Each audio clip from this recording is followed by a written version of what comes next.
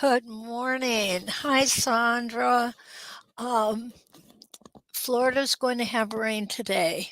You know what? That's okay. Rain is a necessary thing to have too. I look at rainy days as a great opportunity to stay inside and quilt. Just my favorite thing to do. Sandy, good morning. And you did try to find the pattern by Irene Huffman with no success. Okay, I did do a little bit of research. If you go to Westerly by me, and I'm going to go ahead and post it here.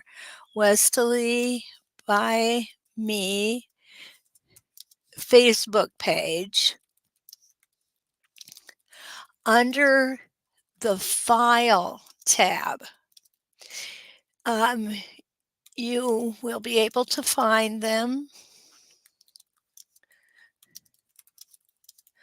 Patterns. Okay. Look for Irene Huffman under the author. Okay. So that should help you find them. And if you still have trouble, just let me know. I did look them up and they are all there. Okay, Sandy. Again, if you have trouble, just let me know. Let me see if I can.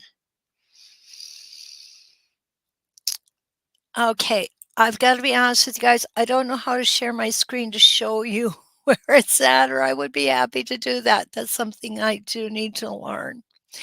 Susie, good morning from Arlington, Virginia. It is going to be super hot for you guys today. We had it yesterday. And if it's any consolation to you, this morning it is a lovely, lovely 70 degrees with a little bit of wind. So hopefully you will get that tomorrow. Linda from the Lower Peninsula, welcome, Michigander. Evelyn, good morning. Okay, Linda, you'd like this. You do like this parabolic curve, and that's what we're going to be working on this morning. Lee, good morning. Jan, oh, welcome back. I know it's early today for you. And Jenny, okay, well, happy anniversary, Jenny. Jenny and her husband are celebrating their 25th wedding anniversary. So, congratulations. That's always awesome. Patsy, good morning. So let's go ahead and get started talking about parabolic curves. What I really love about parabolic curves is they are so much easier to do than they look. This looks terribly complicated, doesn't it? And it is just, to me, I love these little fans, how they fan out. I know you guys heard that last night, but what this is actually three triangles. Okay. So what I'm going to do is I'm going to pull out a ruler here and show you what I mean by three triangles. This is one triangle, and this is the parabolic curve within that triangle. And then this is a second triangle. Again, a triangle within a triangle. So what you can see here is if you have just a triangular space you want to fill with a parabolic curve, this is what it's going to look like. Okay? If you put another triangle next to it, and that's going to be here and here, that's where these fans start coming in, and they are so awesome. This one definitely is my favorite. I know we're not supposed to have favorites, but I do. This is a square. I'm going to give you a little bit of a preview of a square this morning. Now, what this is we have to determine whether this is how we determine whether it's a square inside of a square. So what I'm going to do is I'm going to take a look here, and I'm going to grab another ruler here. And again, check that out. It's a triangle. It is a triangle within a square. So there's one triangle, and here's the second triangle, and we're putting them together. It depends on how you stitch, where you start. If we wanted to with this square, we could have had that fan here like we had on the triangle if we had started in a different area, okay? I like this design though. I think that's pretty cool. So what I did was I just started in a separate spot. And in order to figure out where that is, you can go to the start of the design here, and you will be able to tell where you started and how you got there.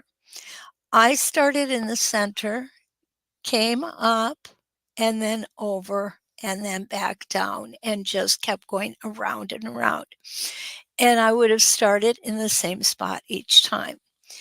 This is just a little posy. This is not one of Irene Huffman's designs. I don't know where I got this from, but it's adorable, and these are little leaves that are sticking out behind it. This reminds me of a hexagon. This is just a great way of doing I could have come all the way into the center, but what I wanna show is you can do parabolic curves in any shape you can come up with, okay? So definitely can do them any way you want. Patsy, I'm not sure if I said hi to you from Oklahoma. Janice is here from Massachusetts. We've got Gail here and Christina from Sweden. Welcome. Di Werner, good morning. Good morning. And you know what, Linda, you're right. They just keep getting better and better and better and more beautiful. And they are fun and they are a great fill and just awesome thing to do. What I did here was I wanted you to see how things started. Now, if you're working on something and you really want to just skew your eye a little bit on it, you could just do a couple layers or a couple lines of the parabolic curve instead of doing the whole thing. And I'm going to go ahead now and turn that off. I know that it kind of gets a little wonky there. So I'm going to move you down a bit. I want you to be able to see. There we go. And pull it up. There we go. Hi, Rita. It's 11 p.m. in Australia. Yeah, it gets kind of late. I know. So what I did here was I just made a 5-inch square and I cut it in half. So I've got 4 2.5-inch squares. And I started on the upper right-hand side. I started right here. And to make the parabolic square, or the parabolic curve, I'm sorry, what you're going to do is you're going to continue turning when you meet the previous line of stitching. Okay, and this is what I mean by that. Let me grab this here. I want to be more specific. Here's where I'm starting. I'm starting in my upper right-hand corner. What I am going to do is I'm going to hold my 12-inch arc, which is the only template you need to make parabolic curves. Isn't that cool? You don't need anything special.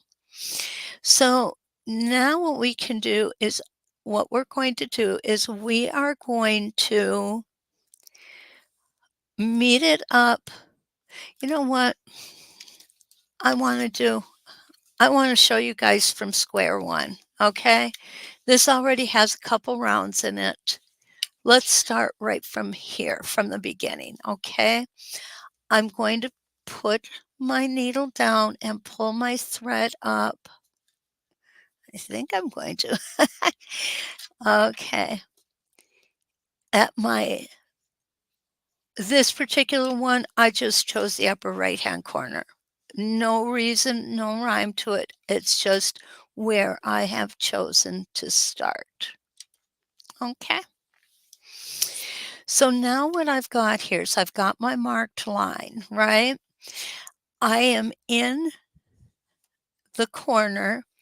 I am going to twist my 12-inch arc so that the edge of the arc is right on the line where these two meet. So I'm going to go ahead, take my one stitch in place, and I'm going to stitch down until I hit that border right there. I'm going to turn. Okay, why am I going to turn? I'm going to turn because I can. If you've got a big project, what you're going to want to do is you're going to want to turn your ruler, not your project. I am going to repeat that. So I have my template snug to my foot, and I'm going to put the edge of my template right where that line intersects. And we're going to head down and we're going to stop right there on that border. And we're going to repeat this. We're going to do this on each side. And in this particular case, it's 4 sides because I've done a square. You can do this with almost any shape you can think of. You can do a parabolic curve, okay? And they are a lot of fun. They really are. Okay, so now what you're going to see is this was our first line, and we came straight out from the drawn line. It's easier if we but I if we stitch these lines in, but I don't wanna do that because I want the design without these squares. So here's my square, and it looks off because you'll see that the square we have at this point is skewed, okay? But as we come together and finish this up right here, it's going to make a square within a square, but it's just going to be smaller and it's going to be off center. Okay, so we're going to stop at that previous line of stitching and we're going to turn. Here, this is a square. It's a square within a square, but it's turned, and that's okay. So now what we're going to do is we're going to snug up next to our ruler foot. And again, I am going to place the edge of my ruler right here, right where that line of stitching turns the corner. And we're going to keep going. I like to slow way down when I get close to the previous line of stitching because you really want to make sure that you really want to make sure that you don't go over that line because it will skew the design just a little bit. Lee asks a really good Patsy, good morning. Um, Lee says, can this be done in a circle? And if so, how? Lee, that's a really, really great question. And what you would do in a circle is you would pick points around the circle that you would make this turn on. Um, it might look a little different on a circle, or you could use a curved the other side. You could use this side of your 12-inch arc. And I do know that there is a design that Irene did with a circle, and I did do that and found it to be actually quite easy. So here it is. This is how Lee did this. She made the straight lines coming out, and then she took the 12-inch arc and came around here with it. The name of this pattern is Around the Rosie. And if you go to Westerly by Me, under the files, you will find this pattern. I think it's absolutely lovely of Irene to go ahead and open up these patterns now that she's retired. And you can see just how beautiful the circle is. Okay, so we'll go over all those patterns here in a minute, but I hope that answers your question. Good morning, Miss Wanda. How are you this morning? uh, it is an outstanding design. It's absolutely beautiful. And the thing with the parabolic curves is play with shapes. That's what I think is so cool about these. We could just play with shapes. So I'm going to come down and I'm going to, again, slow way down when I get towards this previous line of stitching. You want to definitely make it to the line of stitching. And I'm just going to have to hand wheel over here about 1/4 of a space, but you don't want to go over it. And I like that one stitch in place because it anchors the thread on that previous line of stitching so that it won't pull at all. And what you'll see, like I said, I'm turning my fabric because I've got a small enough block I can do that. And we're going to keep going, and again, slowing way down and turning. You'll see it's still a square. It's a square within a square. And like I said, experiment with different shapes. That can be so much fun. It's amazing what you can come up with. And don't be afraid to draw it out first if you don't want to take the time to stitch not knowing if it's going to work or not. There's a lot of different shapes that just look really pretty. Now, the one other thing I'm going to caution you about is to make sure you keep going in the right direction, okay? And what I mean by that is you'll see that I've turned here, and this is where I need to go next. I'm going to come down here and go like this. However, if I overturned, I could come and do this, and I would just have a real mess. So if you know, when you're doing this, you wanna pay that little extra attention out to make sure that you're always going in a right to left or left to right, whichever way you decide to go.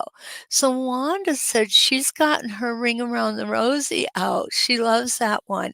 And that's the one that I just showed you, and that was be this one here, and she's got you see Irene puts, spin effects in the center too, and I am gonna go over, I want you to see just how beautiful her patterns are written. Hi, Kim.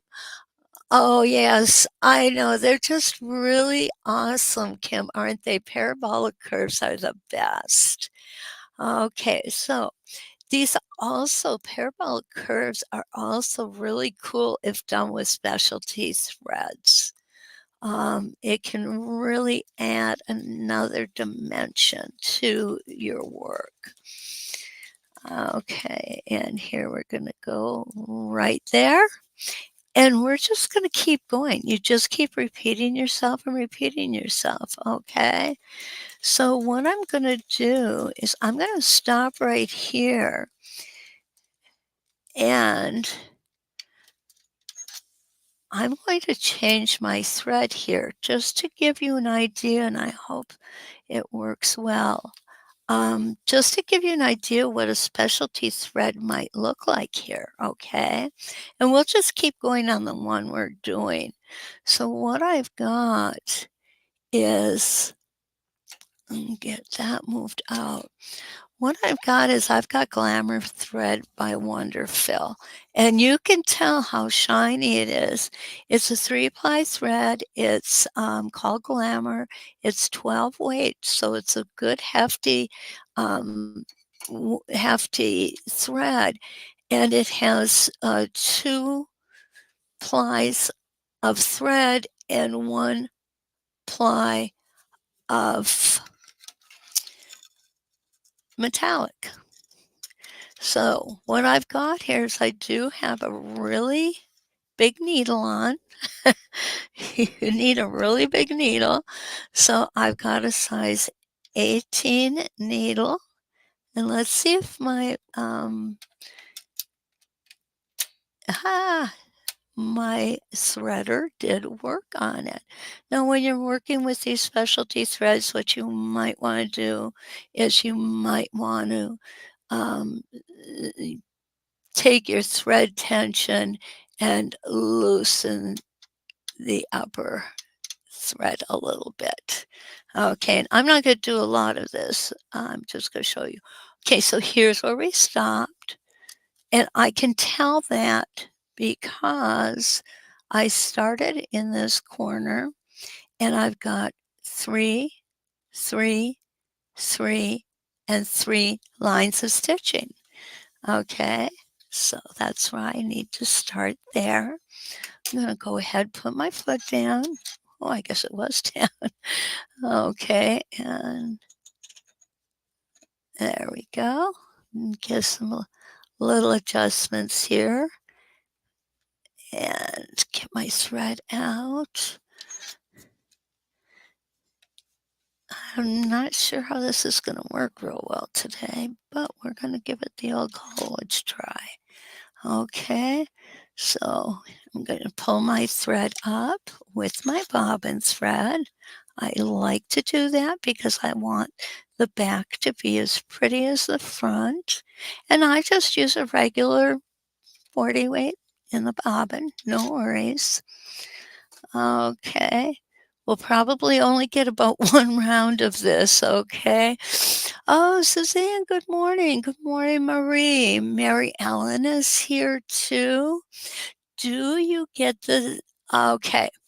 Jan asked great, a really great question. And she asked, do you get the same effect if you measure other than a 1/4 inch, such as a 1/2 inch in a large area to do an edge-to-edge design? The effect is the same. It's just going to be on a larger scale, Jan. Okay? You're still going to end up with the parabolic curves. They won't be quite as smooth. I hope that answers your question. Di says using different colored threads sure makes a pop. And it really does.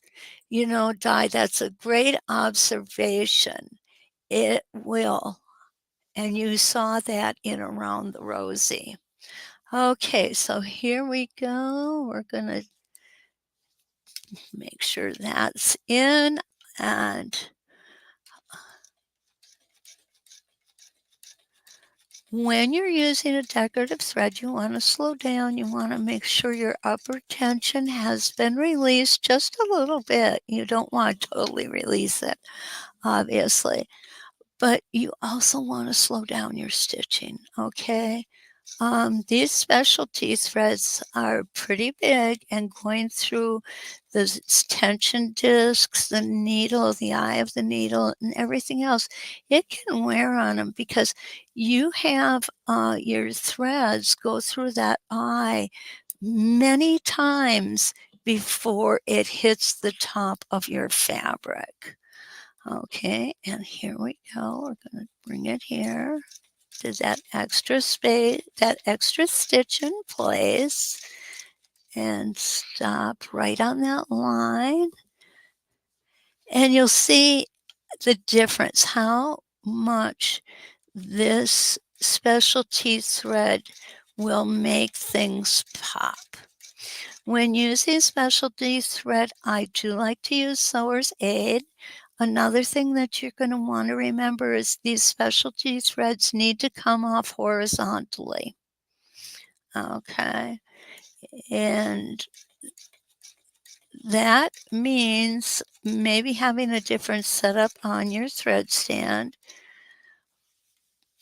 And Wonderfil also has a product that you can put on your spool pin that will help your thread to come off horizontally when you're working with the specialty threads. So there we go. I'm just gonna go ahead and take this out. And you'll see I needed to play a little more with my tension, but you'll see that we've just got a nice little shimmer to it for a Christmas motif, such as the wreath that I'm going to show you next.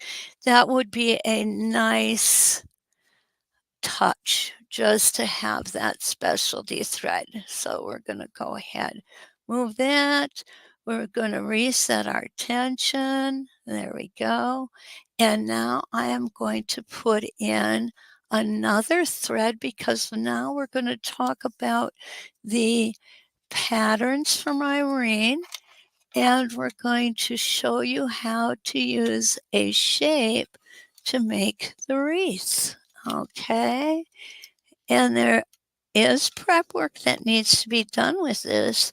Don't skimp on the prep work. That is so important. Okay, there we go. Oh, it didn't go in. Let's try this again. Well, goodness, come back here, you. Oh, looks like we're going to have to go down through there again.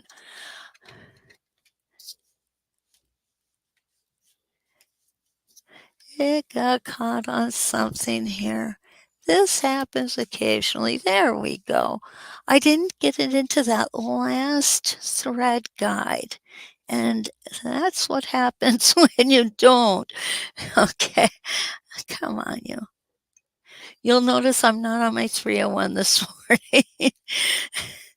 Okay, and through that last thread guide, I think. There we go. Oh, goodness.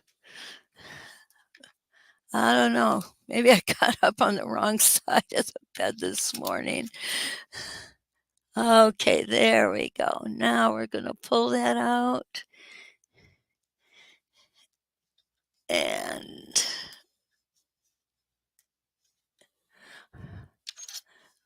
there. Okay. So now I'm going to put this one aside because I want to talk about the Jazz Cat Designs by Irene Hoffman. Okay. And Danielle, good morning from Quebec. And Catherine is here from North Carolina.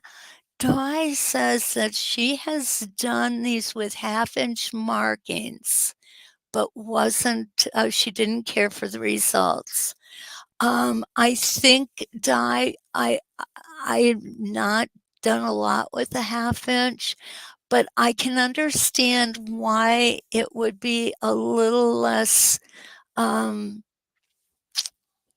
defined is the word I'm looking for. I think it would be a little less defined, and so we'd want to stay with the 1/4 inch whenever possible.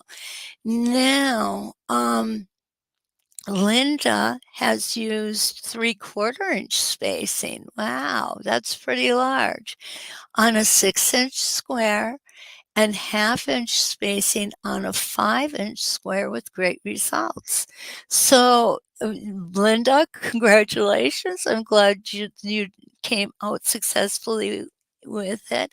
And it goes to show that, we all have our own taste too. So don't be afraid to experiment with them and figure out what look you like the best. Okay. Clara, good morning from Washington State. It's early where you're at. Okay, so what we've got is I've already shown you the ring around the rosy, or around the rosy as it's called. Now I want to just kind of cover a little bit of the um, the way that Irene writes her patterns. And my philosophy or my belief is if anyone writes a near perfect pattern or a perfect pattern, it's Irene Huffman. Okay. She is so clear and she is so concise, and her patterns are just beautiful. Just beautiful. So, what we have here, she gives the approximate size. Here is her fabric. She gives a pattern key to fabrics, batting, everything else. Her Westerly supplies are all listed here. Any other supplies you need are listed here. The one thing she doesn't forget is her general sewing supplies: small scissors, fabric marker, forceps or tweezers, iron, all those things that we need, but sometimes we just don't think about. Now, when we open up this pattern, she gives us, again, really awesome examples of what we need to make this project successfully. Okay. Stable tape she talks about. She talks about using the Ashley template as well as the 12-inch arc. So she's giving us opportunities. She's giving us different methods that we can use. Everything she has written out in her patterns are so understandable and so readable. She just does a beautiful job. This particular one, we needed to have a template, and that's where I put my template for safekeeping. And here are her instructions on preparing the fabric. And here we go for marking and to continue. And remember, this is the circular one, so we're going to have a few extra steps that we don't have in a lot of other ones. So I just wanted to show you these because everything is done so well. You definitely cannot be disappointed with her patterns. Now, this one called Flower for You, this one I have done several times. I love this one, absolutely love it. I did one on gray fabric with an olive green leaf and a deep navy blue flower, and I loved how it turned out so much. The outside stitching, I personally used a thread that was the same shade as the fabric. So it showed the design, but it didn't show it in your face. It allowed the flower to be the center of the design, which I really appreciated because it was gorgeous. It really was.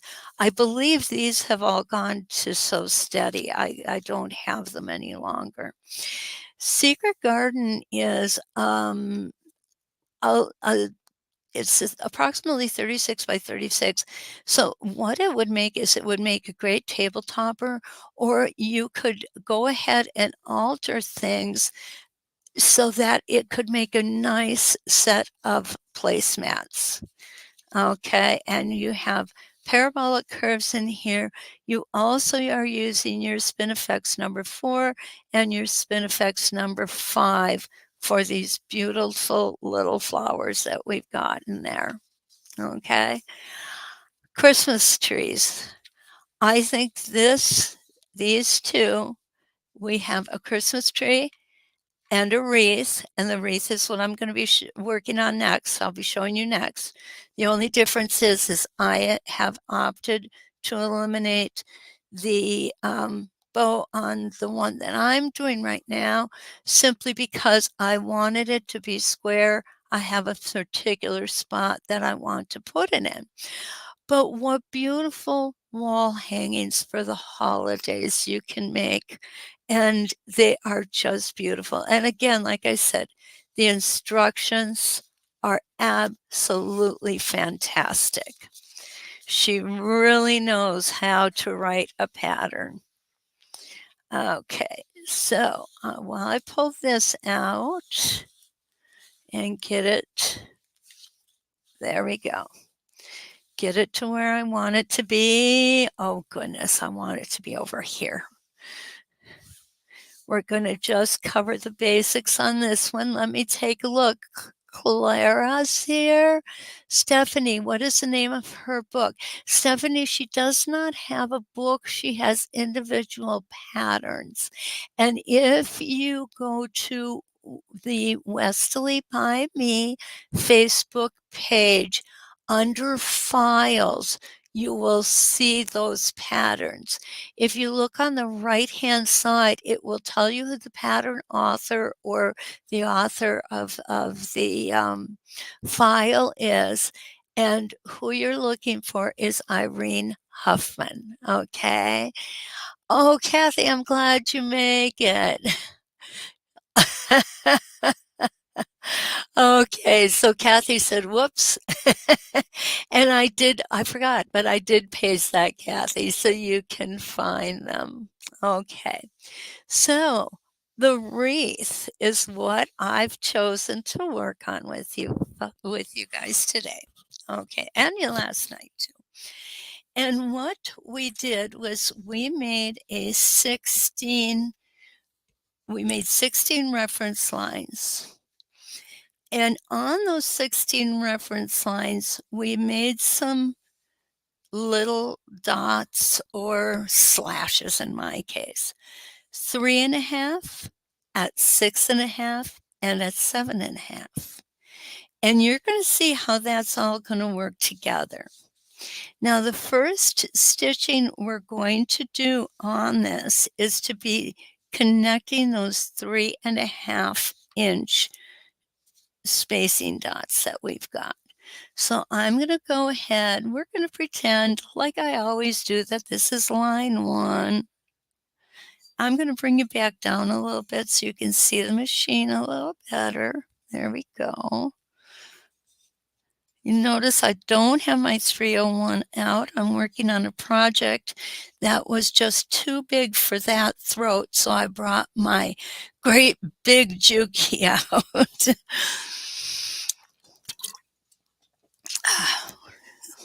Getting a little dry, needing a little caffeine here this morning.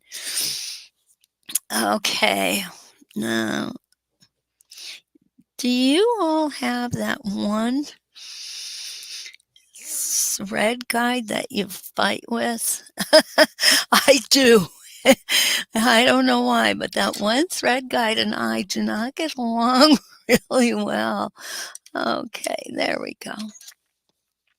Pull my bobbin thread up. Now, what you'll notice is I'm just using white bobbin thread, okay? The back of mine is the same fabric as the front. Could I use the green? Yeah, absolutely I could. But this is what the white looks like. And it was fine. I had some white bobbins I wanted to use up, so I decided this was going to be a good place to do that. Okay, there we go. And get myself all situated here, making sure that I'm in the right spot. Always have your needle down. Now, on this particular, to start on this particular portion, what we're going to do is we're going to stitch from mark to mark. And so I need my spacing gauge, and that's all there is to it. And yes, I am using my 12-inch arc. Okay. If it's straight, that's okay. It's supposed to be. All righty. And around we go. And one more time, because I don't want to bore you with straight stitching here, okay? But what we're going to do is we're going to go all the way around that. I'm just going to do a quarter of my block.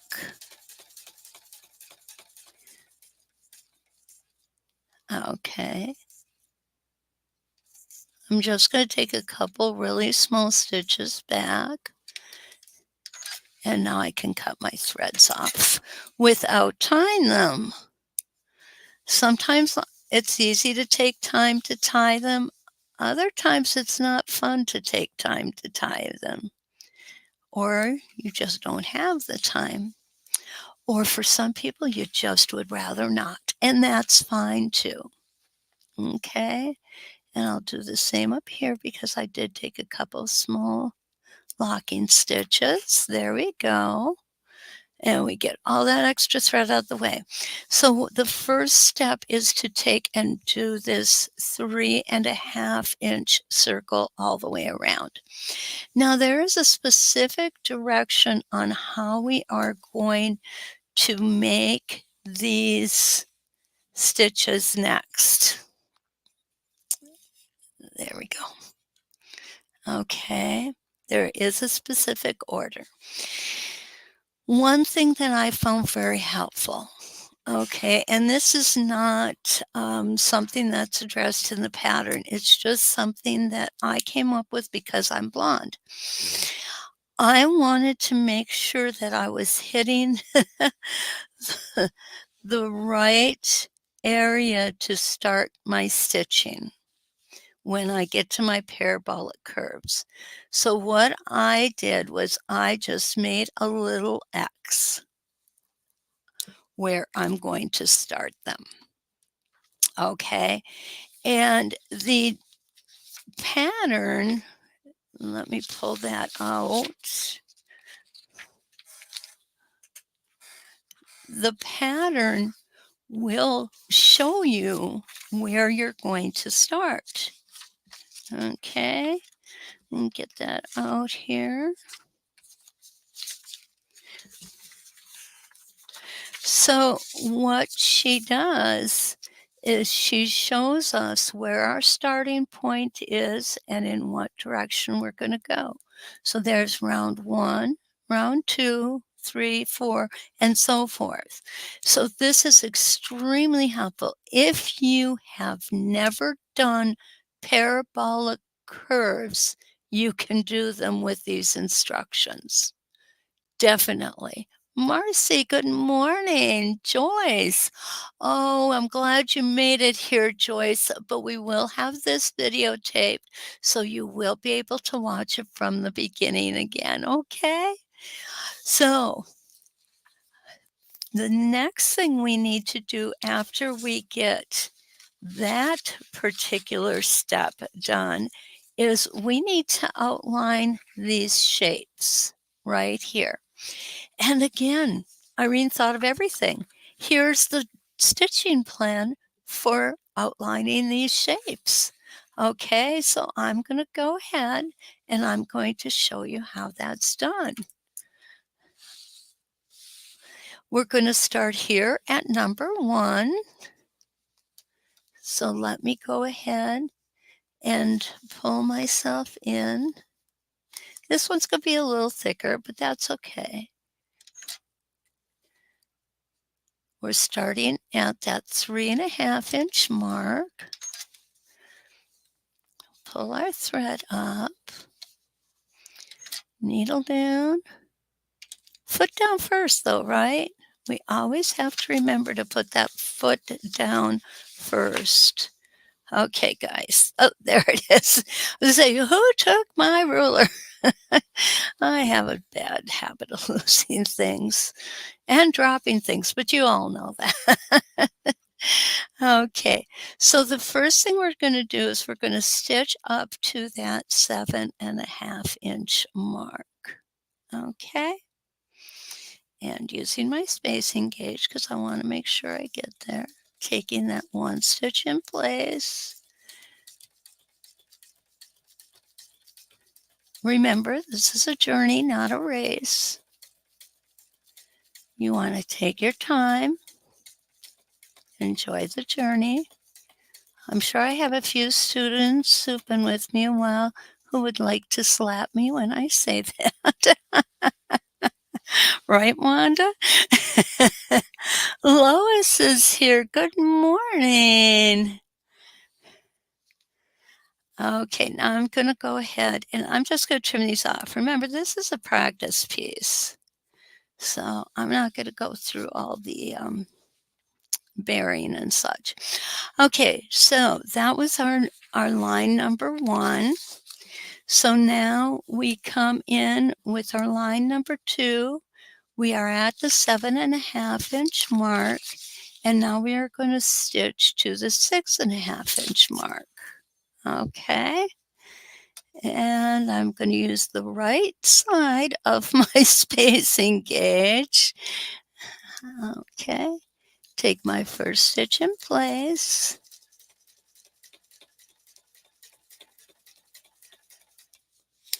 Come down. Now, when I made this quilt sandwich, I just spray basted the layers together. When it's something that's this small, I find that extremely easy to do.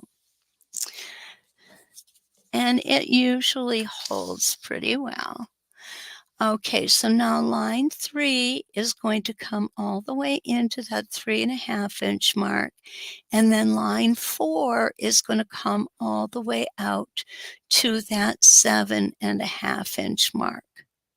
And then we're just going to keep repeating ourselves. Okay, now because we're double stitching on this line, and depending on how confident you are, what I have decided to do was stitch forward and stitch backward.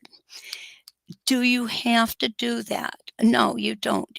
What you can do is you can go ahead and rotate the fabric. The reason I don't is because it is, there we go. It is a good idea to learn to stitch in all directions. This is a small piece of fabric, so it's easily turned, but if this were a large piece of fabric, I would have to turn it each time I come to one of these lines, and there's 16 of them. So while we might be getting a great upper body workout, we just may not want to have to turn it that many times. Okay, and there's my 7.5 inch dot. So now I'm just going to come back over to my 6.5 inch mark. Again, taking that first stitch in place.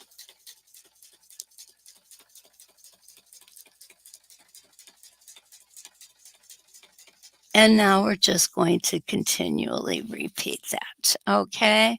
And I won't do that for the sake of time.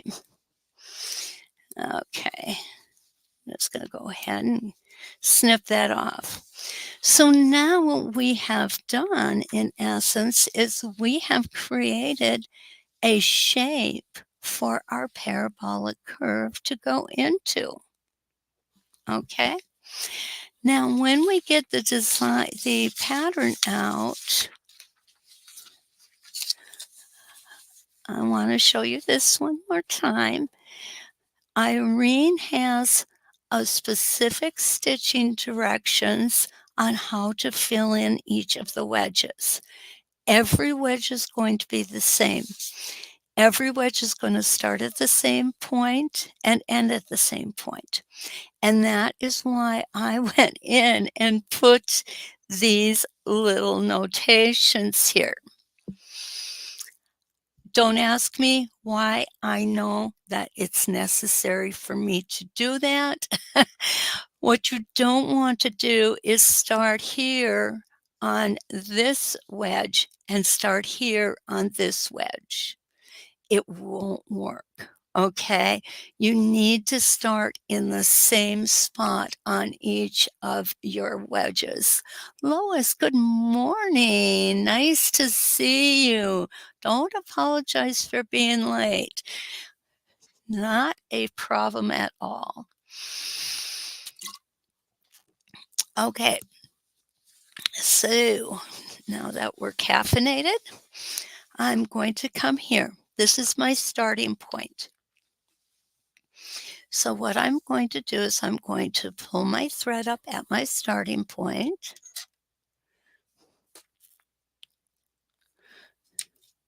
There we go. Pull that bobbin thread. Remember, I've got white in here just because I've got a lot of white bobbins I need to use in my needle down. Holding my thread back so that I don't get a thread nest. So now I have laid my 12-inch arc so that is touching the side of the foot, and I'm going to adjust it so that this point falls right at the edge of that template, okay? One stitch in place. There we go. Take your time. What's nice about projects like this is you can work on your, I call stitch integrity. Try to work hard at keeping that stitch length even. It's great practice. I'm going to go ahead and I'm going to trim this off. That was the only line of stitching that we needed our spacing gauge for. From this point on, we're using the points that we have stitched out or drawn out to go from one area to the next. Again, I think it's really, really important to take that stitch at the corner before you start stitching in. Keep those corners nice and sharp. Okay, there we go. Had to rearrange a little bit there. We're going to stop when we hit the line of stitching with our needle down. I'm going to turn it. Now what you're going to notice is this one is way shorter than the other three, but that's okay. That's what's going to give it its character. Okay, and off we go. We're going to again stop when we hit that previous line of stitching.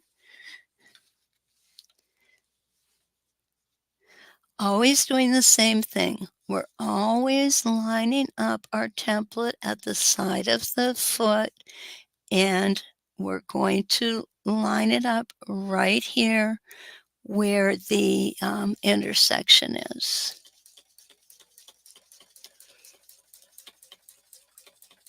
Okay.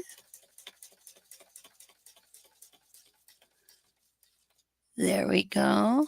Let me take that extra stitch.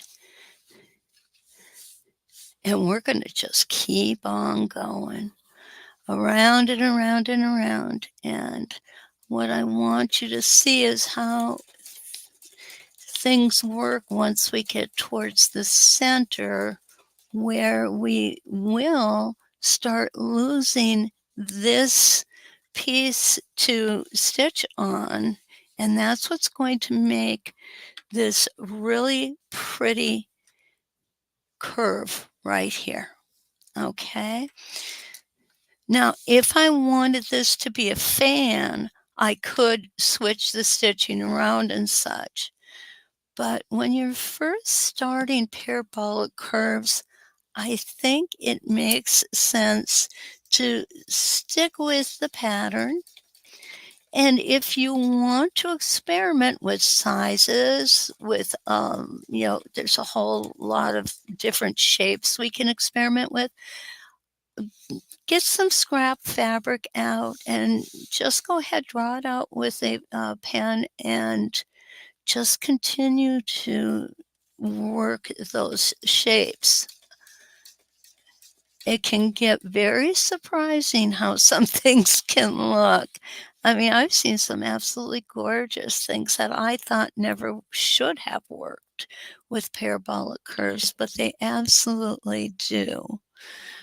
Okay. And here we go.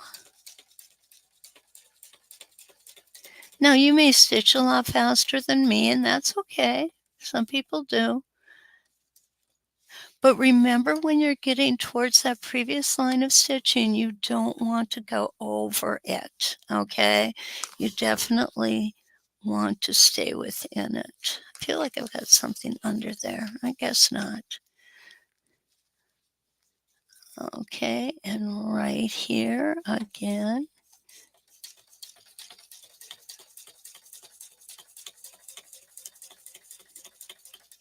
And don't forget that extra stitch. And you see, we just keep going around and round and round in circles. Does it make you dizzy? Well, it does me, but I'm dizzy to begin with. I don't think it's any different than a normal day for me. I'm just teasing. Actually, no, it will not make you dizzy. Um, it does keep you on your toes, though, to make sure that you continually go in the right direction. So you don't want a whole lot of distraction. And what I've found is I don't like to stop stitching and walk away from my machine in the middle of one of these sections when I'm stitching it out. Okay. I also need to keep my inner squirrel under control while I'm doing this.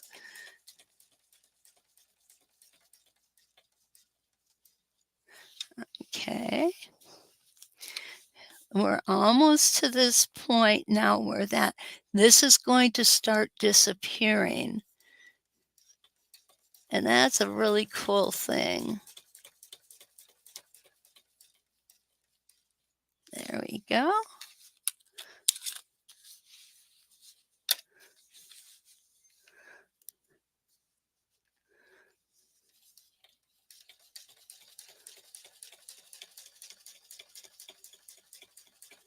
And one more time, again, stopping at that previous line of stitching, taking that extra little stitch here. Oh, Maureen, I'm sorry you couldn't find me earlier, but we will have this replaying. So, and you can always find it at So Steady and 906 Quilting YouTube channels. Okay, so you'll see how much further this goes up as we get closer to the center. These longer lines stay pretty consistent. It's the short ones that are really going to start looking different for us. Okay, and what I mean is this area right here. So let's go ahead. I want to get at least one of these done for you this morning. There we go. I know it's a lot of turning. Now we're going to come here. And this is where we're really going to start losing the short straight line that started at the 3.5-inch mark. Okay. So when you look here, you might say, well, I can't put that there. It's not going to work, but it will. It'll feel like it's not going to work, but it will. So we're going to go ahead and we're going to put our 12-inch arc on the foot, and we're going to line it up where these two lines of stitching meet. And look at how far up we're going. That's okay. That's the way it's supposed to be. Okay? Don't let that freak you out. It really will make the design without any problems. Okay, now we're going to go this way.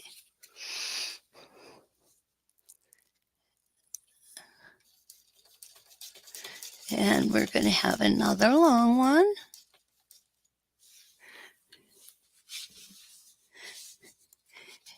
Oops, wrong side.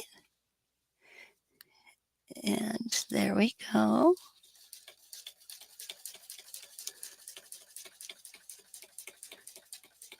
Now this one's going to be a little further off yet, and it's going to be, you're going to look at this and go, now it's definitely not going to make it, right? Not true. We're going to be able to do it. But look how far up it comes. And this is some of the wonders of these designs. So now what we need to do is come to this. So again, I'm lining myself up just like I've done. And now we're going to stop here. And to me, this is the point that the magic really happens.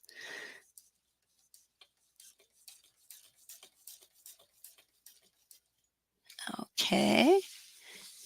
We're going to be able to come, this one's easy. Coming all the way down. And do you see that curve forming? Right here, we're making our curve. I'm going to twist again. And again, we're going to go to that next turn in our thread.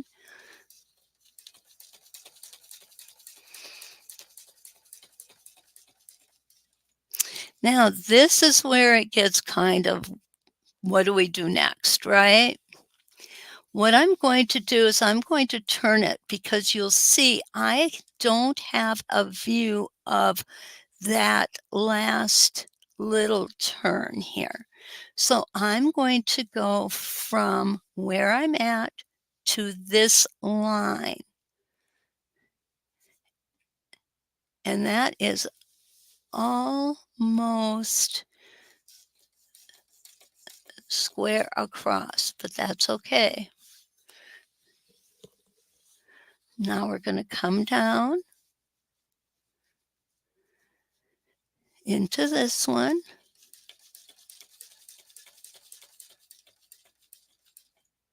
Okay, 1 or 2 more turns, and we will have this one knocked out.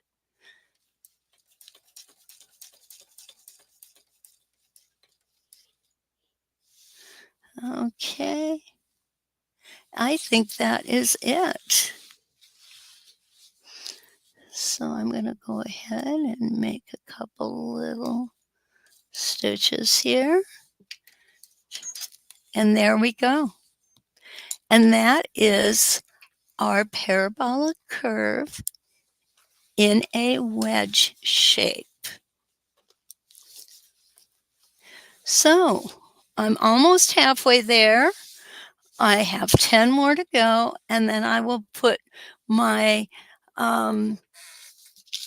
spin effects in the center to make this very festive. I will use red, just like Irene has. Well, Janice, good morning. I didn't see you come in. Thank you, Linda. You are welcome. Okay. Oh, Bev, that's okay. You can sleep in when you want. No problem. Okay, so do you have any questions about parabolic curves and what we've looked at this morning? Okay. Thank you, Susie. I do like this too. I like it very much. So, what we will do oh, Jennifer, welcome. Oh, thank you. Yes, the instructions can be found on the Westerly by Me Facebook page under Files. And what you're going to look for is the files authored by Irene Huffman. And there's Irene's name. Okay. I did post it earlier too, so you can always go back to the replay and it'll be there. Trust the oh, Suzanne, that is so true. Trust the directions. Just trust them. Yeah. Good morning, Kathy from Grimsby, Ontario. So, if we don't have any questions, what I want to do is have you all have a great day. Don't forget to like, subscribe, and share. And remember that I am available soulstudy.com under the education tab, instructors. You can find my contact information. You can leave me a message there if you'd like as well. And until we meet again, let's quilt.